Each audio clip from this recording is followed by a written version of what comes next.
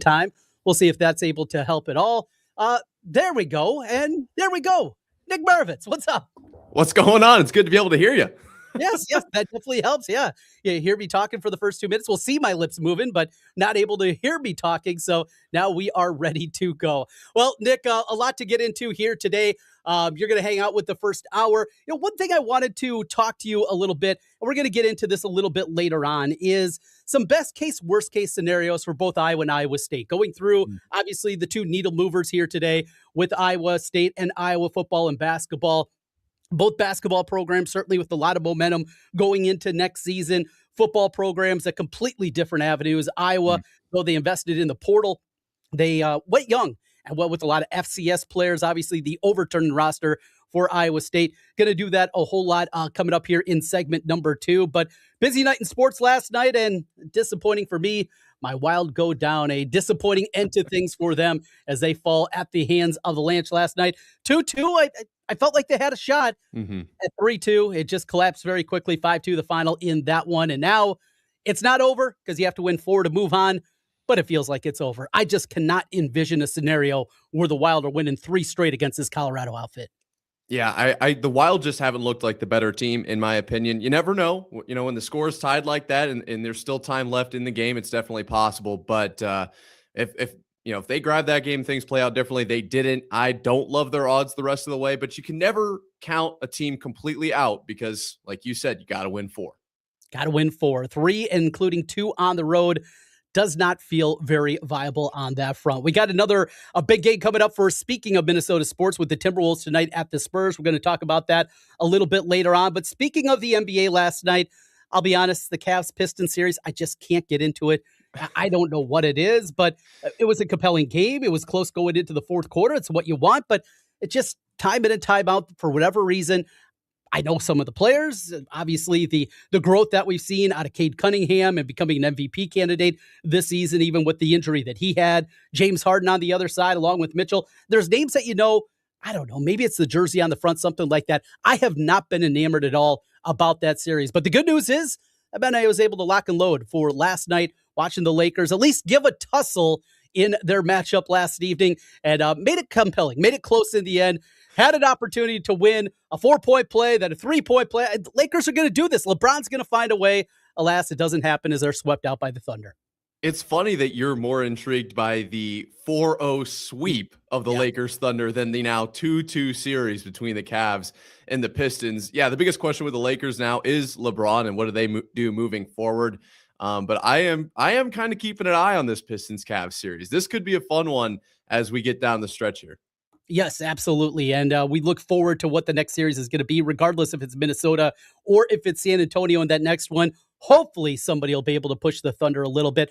I don't enjoy watching the Thunder play. I'm not a Lakers fan at all. I enjoy watching LeBron. I enjoy greatness, and certainly a guy that's old. That gets me going now as I get older and older. Like to cling on to those old guys a little bit more. But, Nick, watching LeBron last night, got it going again during that big stretch, that huge third quarter that the Lakers had.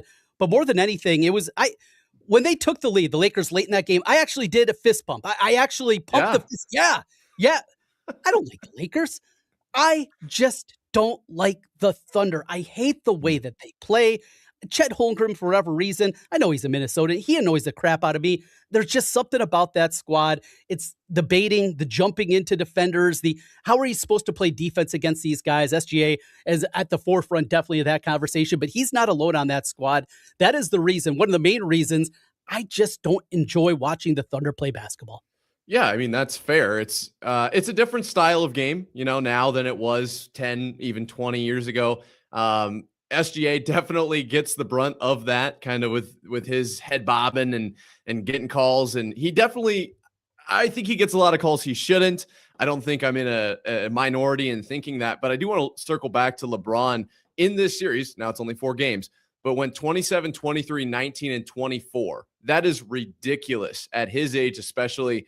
And then as we kind of call into question his future, I don't think it's about whether or not he can play. It's about whether or not he wants to play, which is kind of exciting. Now, back to the Thunder, we'll see if somebody can actually figure out how to dissect them and push them as we go towards, the finals. But I have my eyes on LeBron with that whole situation.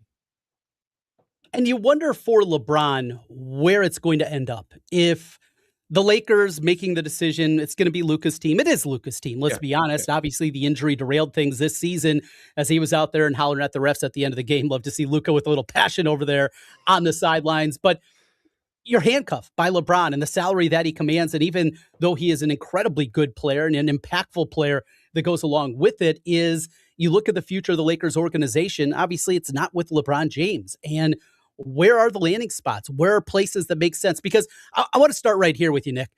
I do not believe that this was going to be it, that LeBron's career is going to come to an end in that game, swept out of the playoffs. There's still, I think, plenty of good basketball left in the tank for LeBron James. And I don't envision that this is the way that it's going to call. So that's where I start right there. I'm sure there's going to be headlines. I'm sure there's going to be tons of conversation that happens overall about the way that this is going to look and the way that it's going to play out. But I don't think this is it for LeBron. I think there's more basketball in front of him. Agreed. I think if they took this series to maybe 7 games and it was really close, like it would be a different conversation. But getting swept, I'm not saying LeBron has to win a title in his last year, but I just don't see him going out in that way. And maybe he goes down a route of, a little bit more load management, and even more is kind of crazy, but gets to play a whole nother season, maybe less games, less minutes per game, whatever it is. I don't know for sure what that looks like at his age. It's kind of not necessarily unprecedented, but the production that he's had, almost 21 points this season at 41 years old, is just crazy. So I do think he'll play again. I don't know if it'll be in the same capacity that we're used to. And I agree. I hesitate to say it'll be with the Lakers. Where would you like to see? If money weren't an object, if he could play anywhere in the entire NBA, would you want to see him back on the Cavs, or is it somewhere else?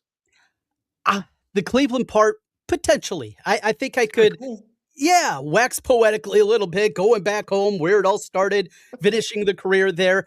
I could buy that. I don't even know what that obviously looks like in terms of the way the construction of that team, how he plays with Donovan Mitchell. If James Harden, I don't think James Harden's going to be back in Cleveland, certainly next season. So I don't think that's going to be a big problem. But the construction of that roster, what they got, Mobley, who just leaves you wanting more. It feels like time in and time out with Evan Mobley, really good defender, but feels like there should be more there. Jarrett Allen in the middle. I did watch a little bit last night. I'm like, Jarrett Allen, that guy's got to be like 35. He's 28. It's just the NBA guys. They seem like they're with us so long because they come out as freshmen or come out after a year or two of college, and they're around for a really long time. The construction, that makes, I think, a lot of sense. And another thing that I've seen bandied about a ton is him going with Steph and finishing out their careers potentially together with the Warriors.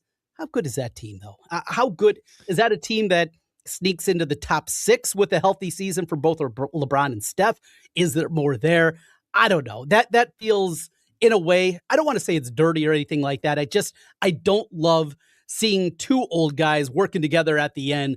I just don't think the upside is there with the Warriors. I think it kind of comes down to the conversation of, like, if you put Giannis on the worst team in the NCAA tournament, could they win a title? It's like kind of where I'm at with LeBron. Like, could LeBron join the Warriors and push that team to the next level?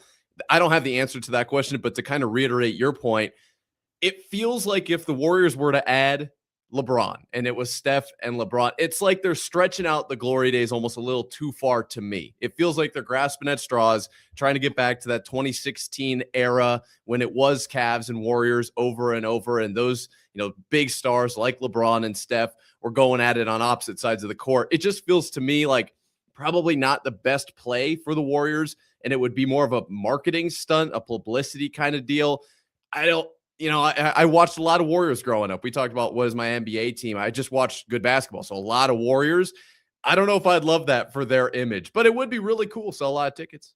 Absolutely, it would. Speaking of selling tickets, they'll then have a problem with that. The Knicks, another team on that list. Now, financially, he'd likely have to take the minimum if that Mhm. plays out. But we remember the courting going back to free agency back in 2010. He called New York his favorite city. You got that component to it, obviously, the mecca of basketball. Playing in the Garden, it felt like at different times, a couple of different times, that maybe New York was going to be the final destination for LeBron, and that never played out. But with him, in New York, and certainly this year, as this team is flying high. They're playing great basketball, but if they can't get over the hump, they can't get to the finals, say they get knocked off by the Pistons or the Cavs in the next round, or even get there and get blown out by, say, the Thunder, one final piece, a piece of LeBron James going to New York City.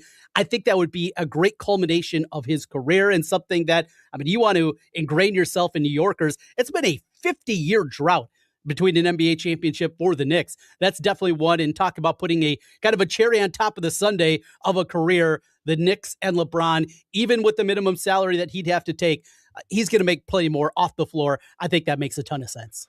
Yeah, I think wherever he ends up going, it'll be one of those pay cut kind of situations, if I had to guess. But a situation that maybe he wouldn't, maybe where he could actually make a lot of money on the floor.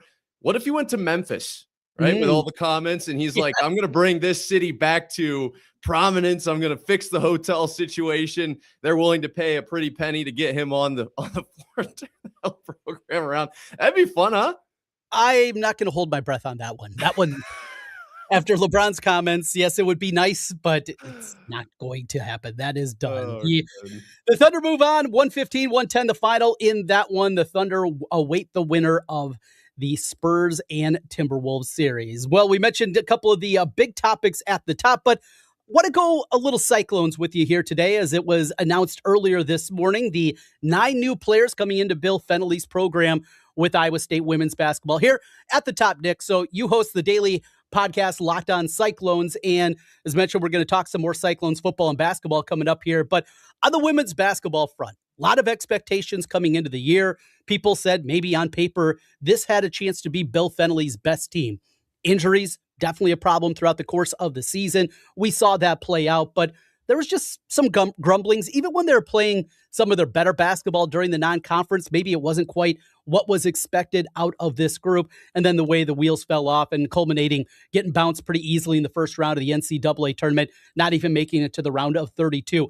What kind of traction, A, do you get on Iowa State? And did you feel the angst from the women's basketball program throughout the course of this season? Yeah, it just never really felt like it got put together. I believe it was the Kansas game that I was watching where they had the last second bucket from the corner. I believe it was Kenzie Hare, if I remember correctly, when it felt like there was a little bit of life to them. But the rest of the way, it just never really felt complete. Is that the best word? I'm not sure. And then obviously with the massive departure this offseason, there was a lot of question marks on literally what is going on. It was kind of the biggest, like, nobody even really was able to pinpoint any sort of gripe, or was it money? No one really knew. And so it does feel good to have at least a roster at this point. And we'll see kind of how each individual player takes on their role, and what kind of contributions they'll bring. But the biggest thing that I'm looking at here with this whole situation is that now Bill Fennelly was able to build his roster the way that he saw fit. And I saw this kind of quote, or at least idea floating around with Audie Crooks when she hit the portal, that Audie Crooks is an unbelievable player, right? Mhm. And every program should probably at least see what that looks like for them. But Audie Crooks is the piece. It's not a piece. Audie Crooks is the piece. You build your entire offense and defense around Audie Crooks. I think with this kind of a roster, obviously the biggest thing is without Audie Crooks, you can have a lot more even contribution across the entire team. You don't have to rely on one single player. Not that that was a bad situation for Iowa State. It's just a different look now, and I'm very intrigued about what this next season looks like. And we go back to just 4 years ago when they had to do something very similar. There were some big time players that left the program. Questions, how are they going to be able to do that? And they made a run into the second round of the tournament, had Stanford on the ropes, the number 1 seed Mhm. in the NCAA tournament, going back to Audie's and Addie Brown's freshman campaign, and just how he was able to put it together here. 9 newbies, though. I guess the headliner is probably Maya Bobbitt out of Kent State, Mhm. at least in terms of scoring. But the transition, that's one thing. we've seen Bill Fennelly do this before, and it's kind of like some of the conversations we've had with Jimmy Rogers on the football front after what he was able to do in year number 1 at Washington State. Bill Fennelly's done this before, and you have to believe in the coaching acumen that he had. Who knows what went south? There was something that went sour, obviously, inside the program. It feels very likely that happened, and there was more to it than just players that were looking out. Look, locker rooms can get divided. Things can happen. Players can group together, just not like a coaching staff. We've seen that plenty of times before. But since Bill Fennelly has done it before, I think at minimum, they're going to be solid because Bill Fennelly has proven that year in and year out, he's going to be able to do that with basically any group of women's basketball players that you give him. No, I completely agree. That's where I feel confident in the program is with Bill Fennelly. And there was a lot of, I think, noise is probably the best way to put it around his positioning. Was he going to continue? Was he going to retire? And then did Iowa State want to keep him because of if you lose a player like Audie Crooks, obviously that's a question a lot of people are going to ask. And then Jamie Pollard basically said, yeah, this guy is our guy kind of no matter what. There's not really much of a question there. And when you look at his resume and what he's done, it's pretty undeniable, just relatively consistent, getting it done with no matter who is on the floor. When I look through a lot of these names, there are some that are very exciting. Like you said, Maya Bobbitt. I think out of Kent State, she's going to be a very solid scoring option. But even looking at like the freshmen coming in, I think this is going to be a solid team top to bottom. I don't know right now exactly what the roles are going to look like. All right. It's just too early. But I trust Bill Fennelly with probably too much, honestly. I think he's going to get this team to a Big 12 contender, maybe not late in the year, but certainly going to be pushing some of those top teams. Got a couple other news and notes here to jump around on the local front. It's Miller and Condon here on the Iowa Sports Radio Network. Nick Marovets in for the next couple of days for hour number 1 in for Ken. He'll be back with us on Thursday. Nick, want to jump to this next. And the NBA draft, the measurables are in. All right, Bennett Sturts. He's not the listed 6'4". He's 6'2 3/4 without his shoes on. Now, I believe he'll be playing in the NBA with sneakers, so it should be okay. I think he's going to be all right there. But the measurements, we hear this NFL draft time all the time. Also, guys' arms are just a little bit too short. The measurables, all right, Milan, maybe not the wingspan that you want for an outside shooter, and with that frame at 6'8". Joshua Jefferson also there. The thing that stood out, though, is Momcilovic shot the ball well. Jefferson, I thought, was decent for a big guy. I saw a mock yesterday, a mock draft, and it's one of hundreds, obviously, that are out there, that had Joshua Jefferson going ahead of Milan Momcilovic. If Momcilovic does stay in the draft, does that seem likely to you? You know, that's one that I've kind of seen as well, and that's what I was anticipating before this season for sure. Milan took a big step forward this year. I wouldn't be shocked by that. I think just overall play, you can probably trust Jefferson a little bit more. We'll see how his play translates to the NBA. I think Milan's, just true shooting, in the NBA is so important. So I wouldn't be shocked if it went either way, but I could see Jefferson's defense, not that Milan doesn't play, but really gaining a lot of attention there. On Bennett Sturts, I have a quick story for you. This is interesting because I am from Eastern Iowa, as you've talked about. I was in Trader Joe's not that long ago. It was maybe 2 weeks ago. I was checking out. You got to grab some flowers for the lady. Grab a couple snacks. They got so many snacks up there. I'm not really focused. I'm kind of looking around. I look out the window. Bennett Sturts walking in. I said, is that really? Maybe there's glare. I can't. Is it? Oh, it is. He was not as tall as I thought he was going to be. That's just something I totally noticed. I just noticed it. I'm sure that's not going to be a problem in his NBA career, but I was shocked to see him, and it was not. He wasn't as staggeringly tall as I guess I would have anticipated. When it comes to Jefferson and Milan, I like all of the measurables here. We talked a little bit about how Otzelberger measures his guys, and these are pretty true measurements to what I had been seeing all year. So I think that helps a little bit, but maybe that's just me being an Iowa State fan and giving Otzelberger too much credit. 6'8" for Milan in a 6'9" 1/4" wingspan. That was the one thing, the knock that I saw, and all this stuff you just shake your head about. That was the same thing that we heard from Bennett Sturts. Officially 6'2.5" for him, and the wingspan at 6'6". Standing reach, like I don't even know. You're the guy that's got to help us out on this front, Nick, because you're a personal trainer, so you know what these measurables mean, right? Oh yeah, no, I work with this stuff all the time. No, these are. when you look at like, oh, is he tall enough? Is he big enough? What do we want? Do we want a bunch of 6 foot, actually, let's go 7'10" guys with a wingspan looking at around 8 to 10 feet and a standing reach of 15 feet? Like, what is good? Because bigger is better, right? As long as they can move the same. I don't get too caught up in these measurables and these numbers because I'm looking at play on the floor. Now, of course, the NBA is bigger, and so those numbers do matter. It's not like they're completely pointless. But I would rather look at their game, right? I would rather look at how they play, the pace they play with, the shots that they like to take. And then you mentioned the shooting, I believe. Maybe I'm jumping the gun here, but as far as Bennett Sturt's shooting 80% and spot up shooting #1 in the combine, I've got him at 3 in off the dribble. Those are the kind of things I'm looking at more than like, is he 6'9" or is he 6'9 1/4? He shot the cover off the ball, and we know he can do that. Talked to Coach McCullum last week over at the Polk County Eye Club, and that's one thing he said. He's had a lot of fun, kind of put him through some different workouts, doing things in a different way, and that is definitely something that he has enjoyed at this point in time, being able to do that and get Bennett Sturts ready. Mock drafts, it's that 17 to 25 range, I think, for Bennett Sturts, Momcilovic, and Jefferson.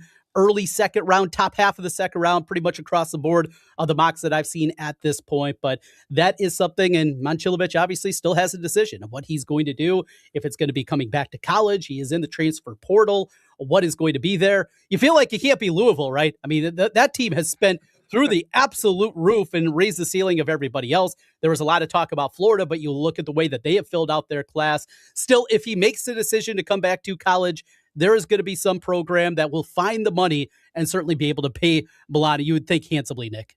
Yeah, it's going to come down to money, right? Because it's not about staying in college for the love of the game. I think if he was going to do that, he would have stayed at Iowa State, and I don't think there was much of a question about that. I saw something about he had a conversation over Zoom with Kentucky. I thought the phrase was, if you beat him, join him, or if you can't beat him, join him. Iowa State did beat him, so I don't know what that's about. And you mentioned Florida. That one was, I thought, the front runner, that program. I don't know if it's going to be Florida. And if it's not Florida, is it anybody? I don't know. I thought I saw something about maybe May 31st, or I don't remember. There was a date that he had to decide by. So a lot of people will be watching for that specific date. At this point, he's not on Iowa State. And so I'm interested to see where he lands, but it's not really something I'm losing sleep over, to be honest. Absolutely. Well, we're not losing sleep because it's the off season, but our eyes are already starting to wander a little bit towards August camp for football. And of course, the September season that'll be upon us before we know it. We got a great summer in front of us, but still we're looking ahead. So I want to go through, Nick, with you, and I want to talk about the areas of strength, the areas of concern. You'll take the Cyclone side. I'll take the Hawkeye side. Maybe we'll push back and forth a little bit. We're going to do it for both football and men's basketball when we come back on the other side. How concerned or how good can both these teams be? We'll do that next. Nick Marovets hanging out with us today here. It's Miller and Condon on the Iowa Sports Radio Network. I love cottage cheese. It's a great source of protein and goes with so many meals. And AE Dairy makes the absolute best. They've been making cottage cheese since the 1930s with so many flavors too, including AE Dairy's latest Parmesan garlic cottage cheese. Creamy AE Dairy cottage cheese meets bold Parmesan and garlic for a savory twist you didn't know you needed. AE Dairy Parmesan Garlic Cottage Cheese is now in stores. Get product info and great recipes at aedairy.com. As your dealer for life, the Carl Auto Group has been taking care of small companies and fleet owners the same way for over 45 years, with a handshake and a promise. Our business elite professionals are here for you as we begin 2026. See how we can help upgrade your fleet and save on a new Chevrolet, GMC, or Ram fleet vehicle. Or learn how our fleet management program can help business owners increase vehicle uptime, reduce cost per mile, or lower operating expenses.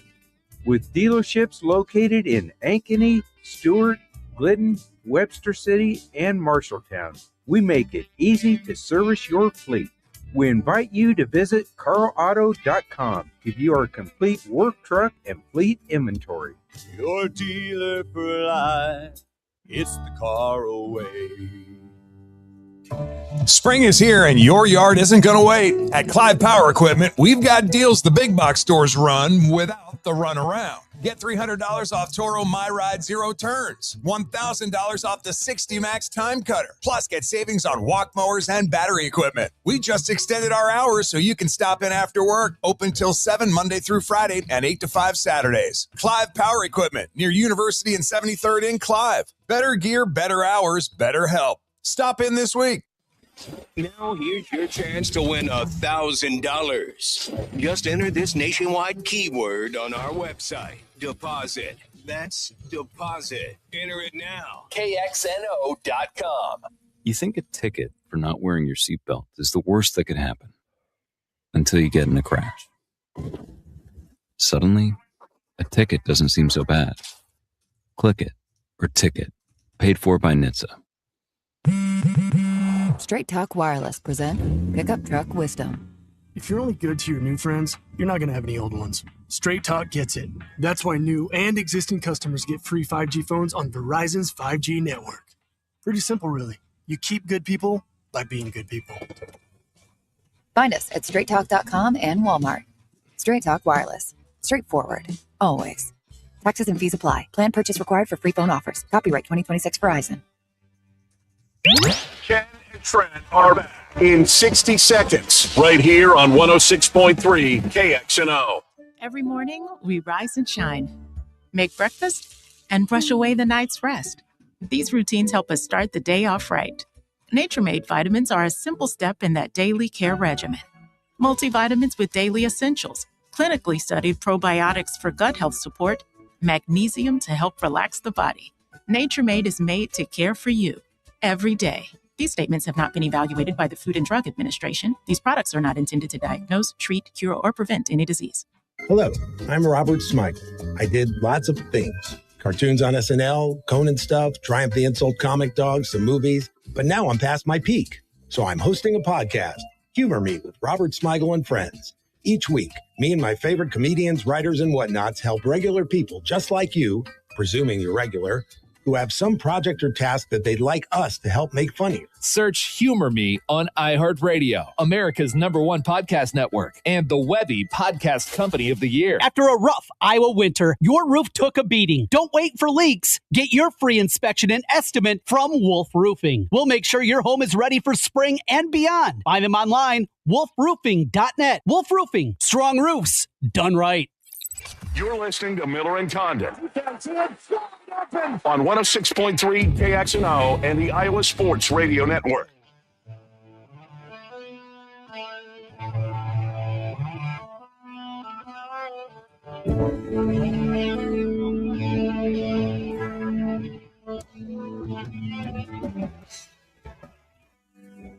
It's Miller and Condon on the Iowa Sports Radio Network. Thanks for joining us wherever you are across the great state of Iowa and anywhere on the iHeart app. Shout out to Sioux City, Iowa City, Cedar Rapids, Quad Cities, along with our flagship 106.3 KXNO. With us here today, Trent Condon, joined by Nick Marovets from Locked On Cyclones. Nick, we're going to talk some Hawks. We're going to talk some Cyclones. We got a lot going on here today to mention. And boy, I gave you a rundown of different topics to hit on today. We didn't get to many of them. So we got a lot more still coming up this hour as we'll continue to break things down. Quickly, were you able to hear the music coming back out of break there? A little. Yeah. Okay. Very faintly, maybe. Again, we're working through some new technical things here. We're trying to figure some things out. I am not an engineer. I am not really anything other than a guy that's just kind of figured things out on his own throughout the years of my quarter century now of on the radio. So I'm trying to figure things out, but I think we're okay on that front. All right, we got the audio side figured out there. We got you able to hear me at the beginning of the show. That was a good positive direction that we're going, and we're going to continue here. So where I want to tackle this question and take it maybe in a different path than we've gone before, taking a look at both football and men's basketball for both Iowa and Iowa State, the reasons for concerns and the reasons that maybe you're optimistic about both sides. You do Locked On Cyclones. I do Locked On Hawkeyes. We talk about our programs each and every day. And sometimes you run out of topics. Sometimes feels like you're repeating yourself a little bit. That's going to happen from time to time. But let's start right here with football. This team, as we talked about them here on the radio show throughout spring football, trying to figure them out, what Jimmy Rogers did right away, and just this whole new haul. It is by far the most difficult local story that we've had, or local team to preview, because of the unknown. We've seen turnover, but we've never seen anything quite like this. And certainly for a football program, even when new coaches come in, the turnover that happens, we're in such a new environment. Start right there for me, Nick. How you've been able to tackle throughout spring football, going through the different positions, the different players with really not a whole lot of knowledge base that you have, because at minimum, I remember that kid. He was running around and making plays on special teams. Or I had a coach say something to me about this guy back when he was a freshman. He showed up on campus. We don't have that baseline with this Iowa State football team. No, it is completely new. There are a few guys, Kyle Conrarty for one, that we are familiar with, which is nice. But across the board, it is a brand new team.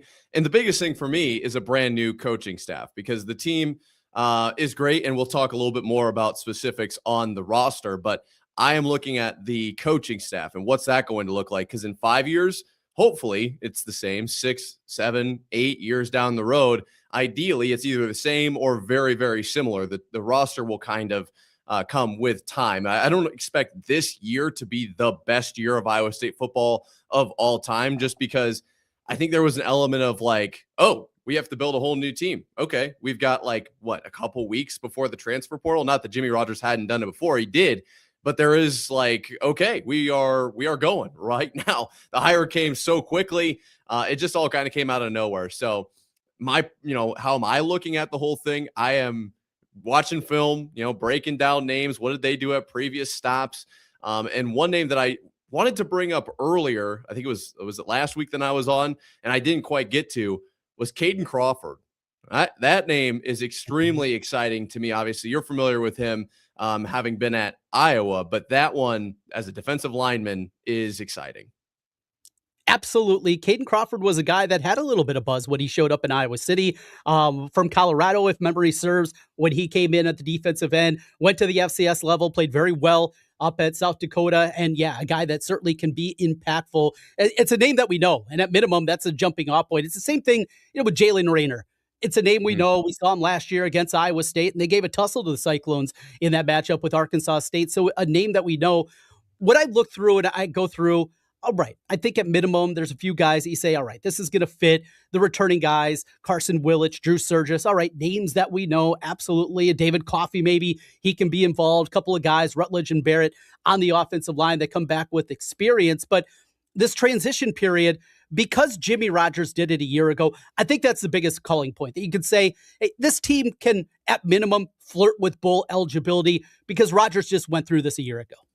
Oh, yeah. We talked about what's their ceiling and what's their floor, and I see a very realistic path to 6 wins. I don't think I'm off my rocker, yelling at the clouds saying that they're going to end up at, 9 or 10 wins, but I think 6 is very, very reasonable. And when you talk about, obviously, roster construction and what Jimmy Rogers did last year is a big point, but even more than that, getting buy-in and creating culture and those kinds of things that are a lot harder to measure.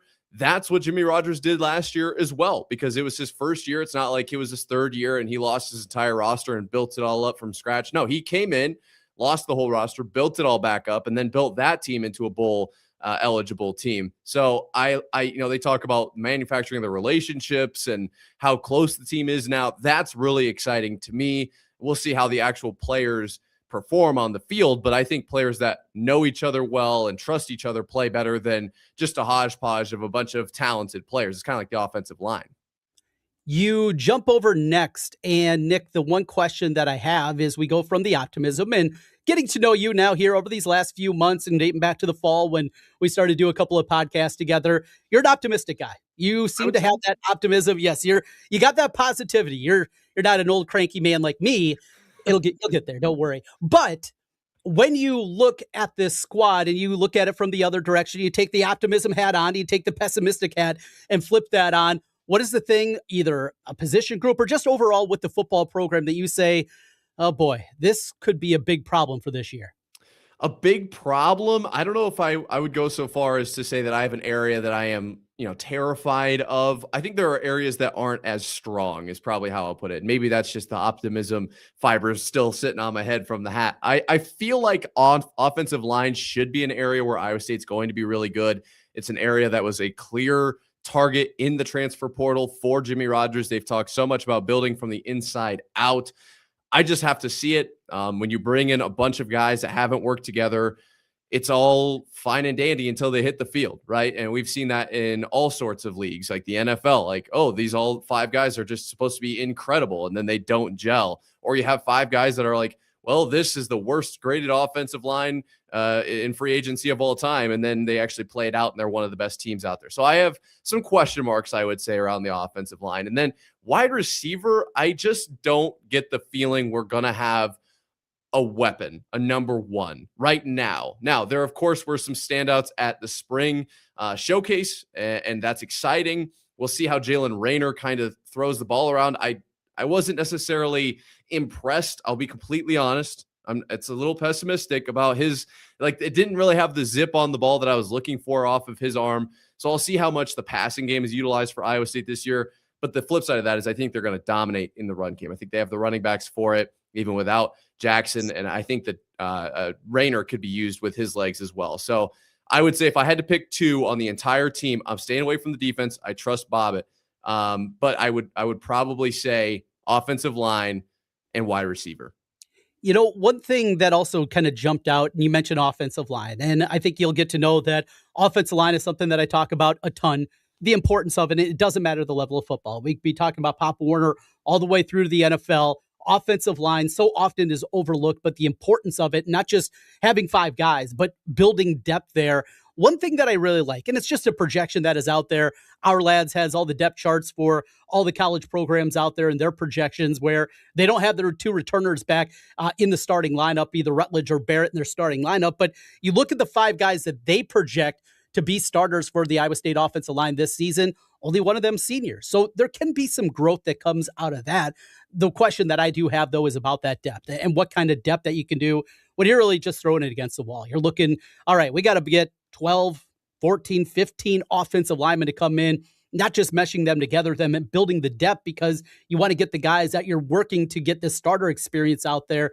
But going along with that offensive line, I think that is the one because you don't know. You got guys from all over the place. You got guys that are coming in from the SEC. You got guys that are coming in from the D2 ranks and how you meld that all together because it doesn't matter if Jalen Raynor takes a big step forward this year and that running game with Petaway and Alla and Flora and they're running the football or at least have the running backs that can. If your offensive line stinks, your offense is going to stink.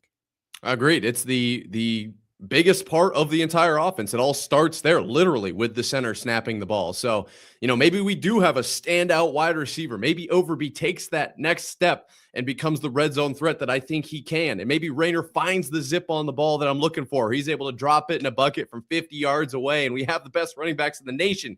And then the offensive line just can't piece it together. And Raynor has a second and a half to throw, and it doesn't matter. Overby's wide open down the field.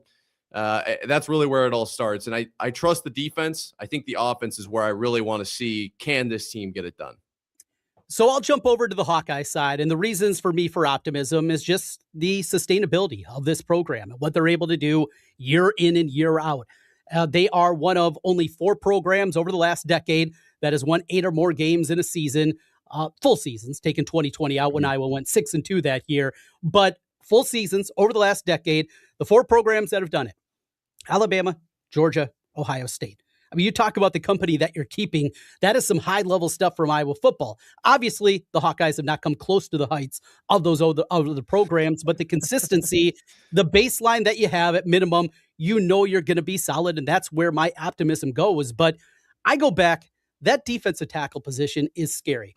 I thought we saw some things last year from Bryce Hawthorne, who transferred in from South Dakota State. He was part of the rotation, and I thought he's going to be a piece. He's going to have to be a stud, though. I mean, you talk about taking a leap forward this year. He's going to have to be, I think, on the fringes of being second, third team, all Big Ten, that kind of performance, because behind him, you have a couple of former walk-ons, Luke Gaffney and Will Hubert, who are fighting for other starting spot. Bryce Stevenson, who they brought in from the portal. He was banged up during the spring. They got Alabaju from up in North Dakota. He was a guy that certainly statistically did not pop by any means in the middle of the defense, and it goes hand in hand with what we talked about with the offensive line with Iowa State.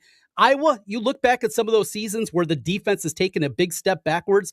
That's normally the reason. They're not able to clog up the middle, do the things that they do, occupy blockers, occupy space. If you can't do that, suddenly it becomes scary in a hurry. And that defense that is so good, and I think going to be really good on the back end. I love what they have, certainly in their back seven. And, well, the back seven with the 2 linebackers and now the 5 defensive backs with the cash position that Phil Parker employs. I think they're going to be good there, but if you can't do it up front at defensive tackle, suddenly this defense, I think, could go from elite back to maybe just good. And unless the offense takes a step forward, that's where it gets scary for Iowa. Yeah, the offense is where my question marks lie for sure. I actually have a question for you because I'm sure you've looked through all the depth charts and the grades and watched some film and you've gone in depth with it. And you probably had a pretty good feeling on where Iowa was going to be prior to, say, last week. Was the All Access Spring Showcase a big, did it change how you feel about this team? And watching all the coaches and all the interviews and all of there wasn't a ton of necessarily like drills, but I thought that was kind of cool. I mean, as an Iowa State fan, I hesitate to say that, but man, that was some cool access. I loved hearing and seeing Kirk really be involved in what he does and his old school terminology. You got to get the knee up in the crotch. I mean, I just talk about that because that's Kirk. He's an old football coach, right? But seeing him still there working through a drill, he is not a CEO that's sitting up in the corner office and just looking down at practice. He's still involved and still doing and getting the guys to do the little things. And I've told this story before, Nick, but I had an opportunity to see a little bit of a practice at a bowl game years and years ago. And the thing was, it was just so boring. I mean, just talk about it's defensive line. The defensive line drill is what I was watching at the time. And they're just sitting there and they're working on hand placement and then working on hand placement and working. This is in December and they're still doing the same things. Yet those little things, the nuances, the things that don't matter to guys like us on the radio, right? Who cares? Right. But they do matter actually for football and the drilling and those kind of things. And that's what they drill in. And you saw it up close and personal with that all access feature that Iowa had and seeing Kirk Ferentz being really involved in that one. I don't think it changed though my perception of what this team is going to be. I think they're going to be solid up front, but it's the questions at defensive tackle. And of course, the biggest question, what does it look like, obviously, at the quarterback position? Yeah. Because that is one coming into the spring after we got through winter workouts. I thought it was Jeremy Hecklinski. There was going to be a pretty significant gap, and then Hank Brown. When Hecklinski took over the backup role in the middle of the season last year, something that is so un-Kirk Ferentz-like, I thought, well, this thing is over. It's signed, sealed, and delivered. Hecklinski is going to be your starter going into it. I think this thing's going to come down to the wire, and I will not be surprised one bit, not if it's a blowout game number 1 against Northern Illinois, but that we see both those quarterbacks play in the first half of the game against NIU to open up the season. I think we're going to see both Brown and Hecklinski, and it's something that's probably going to linger into Cyhawk Week, which we absolutely love. Any extra storylines are always good. No, that's very true, and I only asked that question because Iowa State's done a lot more, not all access, but certainly looks behind the curtain, if you will, with lots of mic'd up and all of that. And I was really kind of uncertain of what to think about Iowa State. And then you get all of that kind of stuff from Roll and Bobbitt. And I feel really good after all of that, seeing how they coach, how they operate out there on the field. So that's why I ask. But ultimately, it comes down to, for the quarterback position for Iowa, my initial kind of thought process has always been, if you have 2 quarterbacks, you have none. Do you subscribe to that, or do you think that they're going to push each other and end up better for it, essentially, with 2 competent quarterbacks? I think it's the former. I think absolutely it is the old adage. I definitely believe in that. If you have 2 quarterbacks, you have none.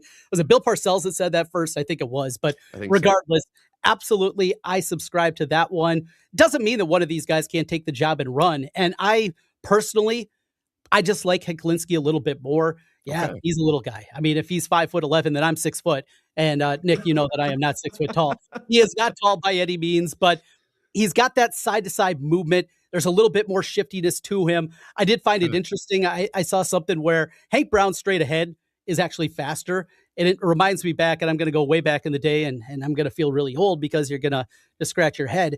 Nate Chandler, who took over for Brad Banks, actually 40 time was faster than Brad Banks. Yet you watch those guys in the football field, didn't feel like it was close because of the shiftiness that Brad Banks had. And I'm sure you saw plenty of Banks highlights, and don't bring up 2002 at Kinnick Stadium when I lost my wallet. I blew a double-digit lead in the second half of that one. That was a bad day in the student section there. But it's interesting because Hank Brown's definitely got the bigger arm, yet that's the kind of guy that Kirk seems to gravitate towards. And you got Hecklinski, who does things a little bit differently, a little bit more unorthodox. Going to be something that is definitely going to dominate the conversation when we get to August camp. We're due for a timeout here, Nick. We'll come back on the other side. We talked about the football side of things, reason for optimism and maybe some pessimism. Let's jump over to the basketball side of things, get into Iowa and Iowa State on the other side. Nick Marovets from Locked On Cyclones hanging out with me, Trent Condon. Back here in a moment. It's Miller and Condon on the Iowa Sports Radio Network. Timeshare cancellation guy and founder of Wesley Financial Group. And I want to set the record straight. I am not an attorney. I've never wanted to be an attorney. And the truth is, I really don't even like attorneys. If I sound like an attorney, I'll apologize. But what I've learned in my 15 years in the timeshare cancellation business is you don't need to be an attorney to get folks out of their timeshare. After 15 years and over 50,000 cancellations, I can tell you with confidence, we know how to get you out of your timeshare. Call us today and we'll send you our timeshare exit guide absolutely free with all your options for cancellation.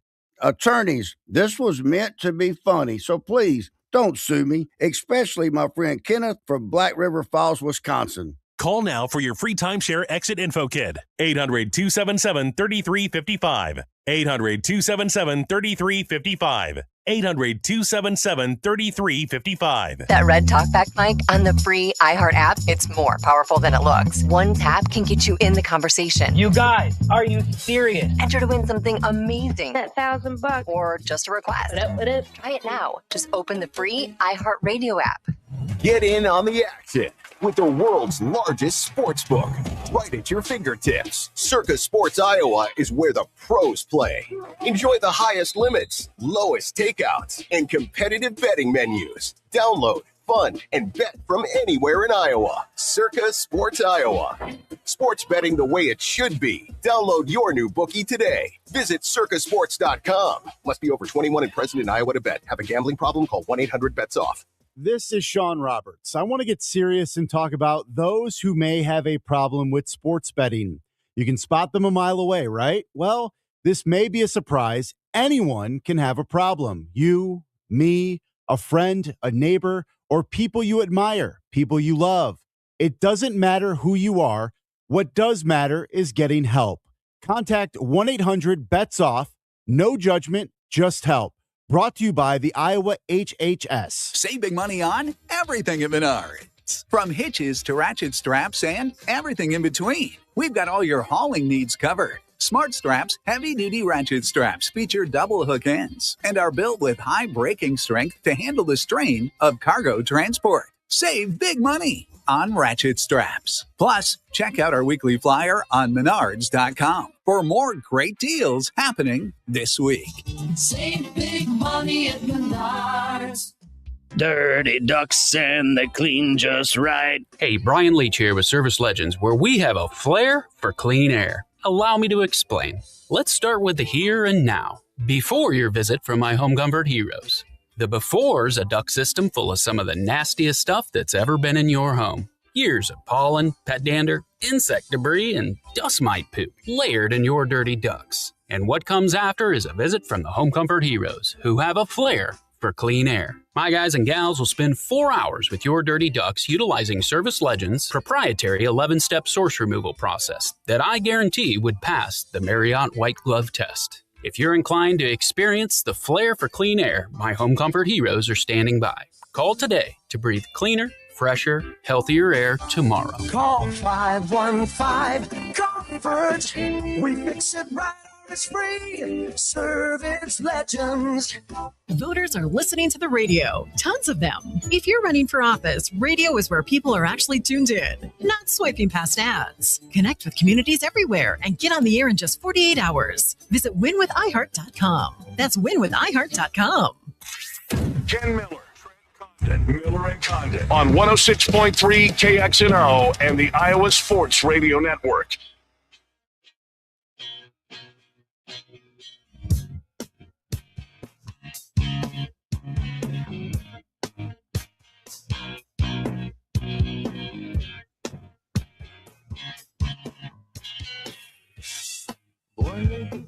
Wrapping up hour number one, it's Miller and Condon on the Iowa Sports Radio Network, including our flagship 106.3 KXNO here in Des Moines.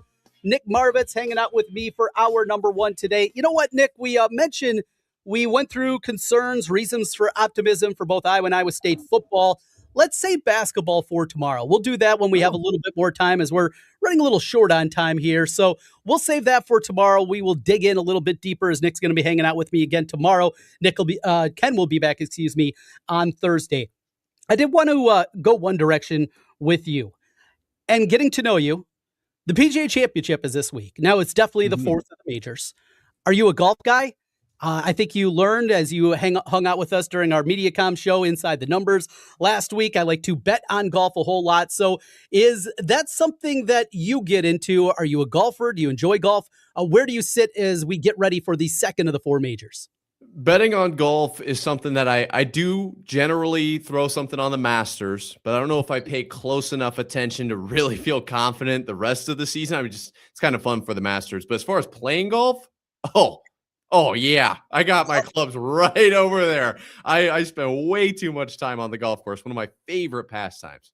Oh, that's good. You got some good courses over there. So what are your favorite courses you like to play over? You're living in the Iowa City, Cedar Rapids corridor. So which ones jump out? You're a Williamsburg guy. I say Williamsburg is a really solid course. I'm a big fan of them. I haven't been in this area during a golf season, so we're just now getting to where I would be able to play, right? I haven't gotten out in Iowa City, but I'll tell you, in like Boone, Ames, it's the Golden one. It's up in Boone. That one's incredible. Honey Creek, maybe that's maybe what it was. And then Homewood in Ames is just a staple. I haven't played many of the Ames courses. In fact, I might have to branch out a little bit more, but maybe up there. We got some tee times maybe in a horizon. We'll get together and I'll definitely be fired. Speaking of golf, coming up tomorrow, Matt Rudy, longtime writer at Golf Digest. He's going to be with us. We'll get the latest on the PGA Championships and get his thoughts on that one. One final thing before we run out of hour. It is NFL schedule time. The leaks are continuing, and not just the leaks, but announcements from the broadcast partners of what they have and what they're going to broadcast and some of the big windows that are out there. Is this a time that you get enamored? Do you just wait for the full schedule release? I know some people with a betting perspective, as soon as these are out and the DraftKings and the FanDuels of the world, they start putting some point spreads out. Is that something you like to do? It's something that you like to play around with? I definitely pay attention to the leaks, but schedule release day is like a holiday in and of itself. It is so much fun to see what the media teams come up with. So I'm looking forward to that. Nick, fun hanging out with you today. We will talk to you again tomorrow. Thanks for being with us. Thanks for having me on. Nick Marovets, you can catch him each and every day. Locked On Cyclones, your daily Iowa State podcast. I got you covered on the Hawkeye side with Locked On Hawkeyes. Hour 2 coming up next. It's Miller and Condon on the Iowa Sports Radio Network. Quick question. Want to go to Vegas with KXNO? We're giving away the Circa Silver Anniversary Experience. Flights, Circa Hotel, food money, stadium swim, sportsbook VIP access, and nights out with the KXNO crew. All for one lucky winner and a guest. And 5 more winners still get the Vegas hookup. You've got until June 28th to enter. Don't hear about it later. Be there. Only from KXNO and Circa. Sign up now at KXNO.com. I think you all know by now that the Chicken Coop is one of my favorite places to go for a cold one and great food. And their new made-from-scratch menu has me going back even more. Their signature wings with 12 different sauces. The Nashville Hot Chicken Sandwich. And you got to try the new Big B chopped cheese. And the Chicken Coop has 3 locations: Urbandale, West Des Moines, and Ankeny. Wherever you are in the metro, the Chicken Coop has you covered. At Thrasher Foundation Repair, we promise you an experience so remarkable, you'll want to leave us a 5-star review. From wet basements to bowing walls, sinking concrete to nasty crawl spaces, whatever your home's facing, you can count on Thrasher to fix it right. With over 34,000 5-star reviews and 50 years as a local family-owned company, Thrasher is a name homeowners trust. Schedule your free home inspection today at gothrasher.com. Thrasher.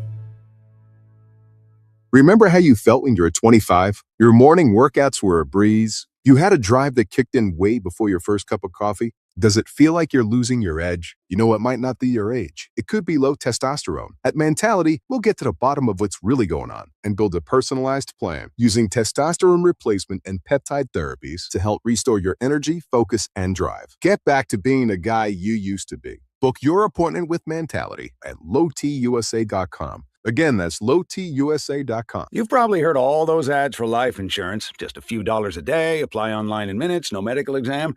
Simple, easy, and cheap, right? Now you're thinking, maybe I should get a quote. Well, smart thinking. Everyone should have life insurance. But here's what they don't tell you. Those few dollars a day rates, they're for young people in perfect health. That's why everyone calls Big Lou the 50 to 60-year-old not-so-perfect candidate. Like you. You take prescription meds and you're overweight. Winner, winner, fried chicken dinner. Well, Big Lou works with life insurance companies that want people like you with no surprises after you apply. In fact, if you're a 50-year-old guy with a few health glitches, Lou could probably find you $1 million of term life coverage for about $200 a month. So yeah, you need life insurance. But unless you're young and healthy, you gotta call Big Lou because he's like you, older, heavier, and on meds too. Get a quote right now at 800-200-1966, 800-200-1966, or biglou.com. Spring savings are here at Priority One Heating and Cooling. Get up to $1,800 back on a new Linux system, or enjoy no payments, no interest for 12 months. You're in charge of how you save big this spring at callpriorityone.com. Did you know about 1 in 3 people with plaque psoriasis may also develop psoriatic arthritis, which causes joint pain, stiffness, and swelling? Does this sound like you? Listen to what it sounds like to be 1,000,000 miles away. Tremfya guselkumab, taken by injection, is a prescription medicine for adults with moderate to severe plaque psoriasis who may benefit from taking injections or pills or phototherapy, and for adults with active psoriatic arthritis. Serious allergic reactions and increased risk of infections and liver problems may occur. Before treatment, your doctor should check you for infections and tuberculosis. Tell your doctor if you have an infection, flu-like symptoms, or if you need a vaccine. Imagine being 1,000,000 miles away. Explore what's possible. Ask your doctor about Tremfya. Visit Tremfya.com or call 1-800-526-7736. The world's largest sports book in Las Vegas is available right at your fingertips in Iowa. Trent Condon here for Circa Sports. The Circa Sports Iowa app is sports betting the way it should be. Bet anywhere in Iowa and experience high betting limits, tight money line splits, and exceptional customer service. Download your new bookie today. Visit circasports.com and start betting like a pro from anywhere in Iowa. If you or someone you know may have a problem with gambling, call 1-800-BETS-OFF. KXNO 106.3 FM and 1460 AM Des Moines, an iHeart radio station. Guaranteed human.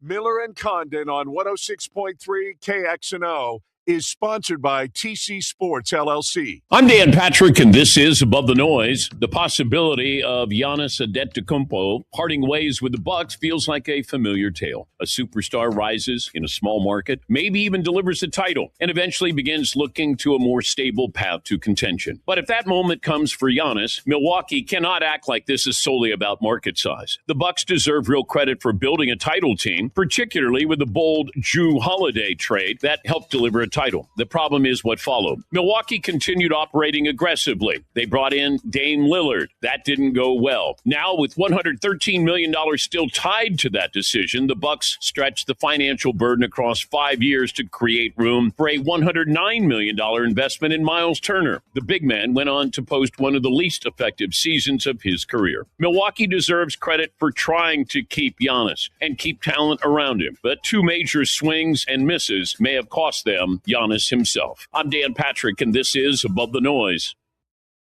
These days, everybody's searching for ways to save on insurance. Scrolling comparison sites, digging through tips, chasing deals. But Liberty Mutual makes it simple. Liberty Mutual customizes your car and home insurance to save you money. And when you bundle, those savings really start to come through. It's insurance built for real people with a team that helps you keep what matters most, money. No hassle, just confidence that your coverage is customized with savings in mind. Get a quote at libertymutual.com or with your local independent agent. A personal question. Have you ever wiped with a piece of dry, single-ply toilet paper and wondered, is this as good as it gets? Well, it's not. It's a whole lot better thanks to the wet, extra-large cleaning power of Dude Wipes. They comfortably clean up whatever toilet paper leaves behind. You can make the trade of the season, switch from toilet paper, and start experiencing the confident clean of Dude Wipes. Available at Amazon and at major retailers nationwide. Dude Wipes, best clean, hands down. Live and local every weekday. This is where sports fans in Iowa come together on Des Moines Sports Station, 106.3 KXNO. For 75 years, NCMIC has been doing the right thing for its customers, employees, and the community. Now, here's Miller and Condon, 106.3 KXNO. Ken Miller and Trent Condon. It's Miller and Condon on the Iowa Sports Radio Network.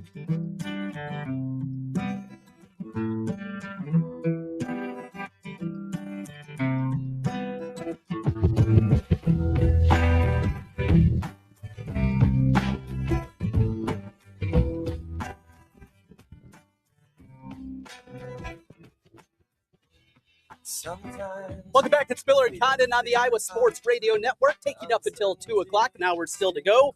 Sean and Lucas will get you home from 2 until 5 off the bench, followed up with Overtime Iowa from 5 until 6 o'clock.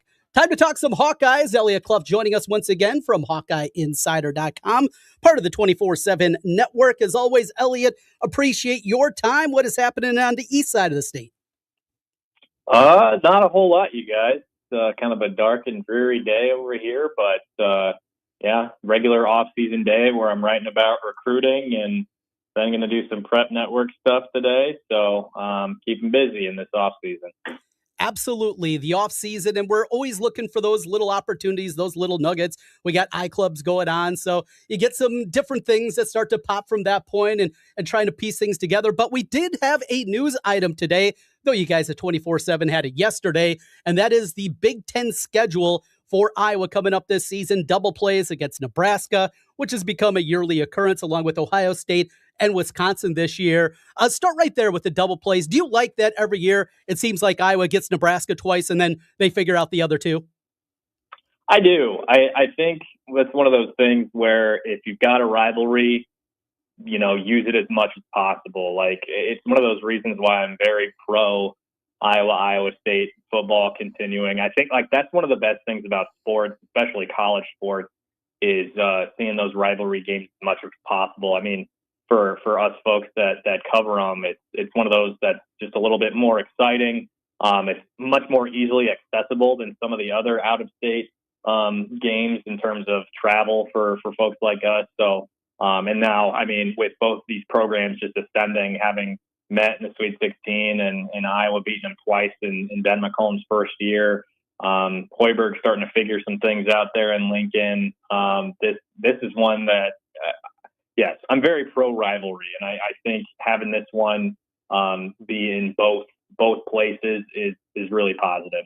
Absolutely. It's something that just fits. It makes sense. I love how the regular season is also concluded with that game every year, the way that's been set up. It was a little wonky this year as the two teams, of course, played in the NCAA tournament, but then on top of it, what you also had with those two teams facing off during the latter stages of the of conference play. Still pretty good. Ohio State, we'll see. Wisconsin loses Blackwell. They lose Boyd from the backcourt, but I think a minimum, you think the Badgers are going to be solid every single year.